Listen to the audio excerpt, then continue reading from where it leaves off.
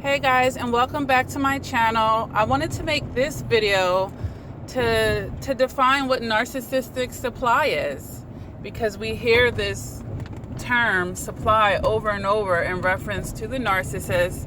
So I want to quickly or briefly get into that today so that you could have a better understanding of what narcissistic supply is.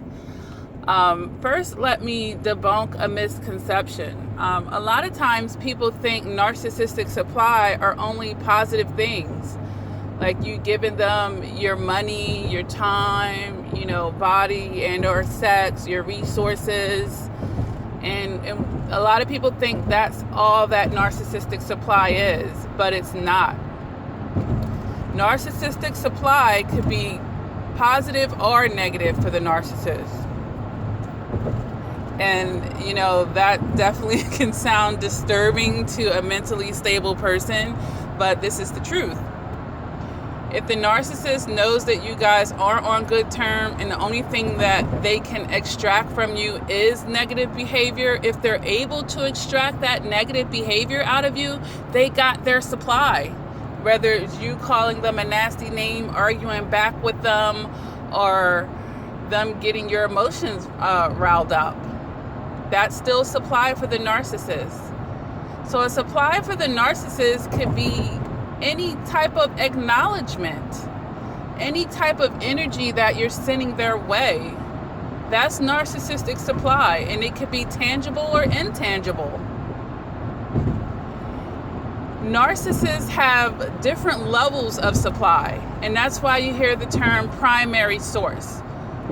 This is probably 99.9% of the time the person that they're living with, and that's supporting them, or whatever they're getting from that person. The person that they're with the most is generally their primary source. But a narcissist can also have a secondary, a third, fourth, fifth. Everybody that the narcissist interacts with is some sort of supply, even down to the mailman that tells them hi and have a great day. That is a supply to a narcissist, getting that compliment.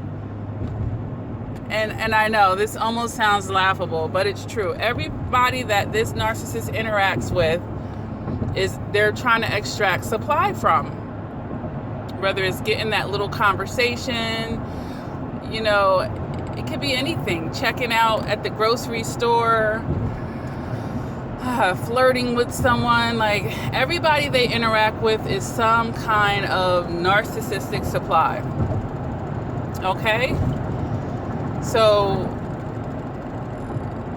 just understand that about narcissistic supply. It's not just the primary source that they're getting it from, it's everyone they interact with, and it could be anything from something we would consider great to the tiniest of interactions, or, that is a supply to them. All right, so I hope that you're understanding narcissistic supply. And, I'll also add to that, while they have the primary source of supply, they have all these other sources as well.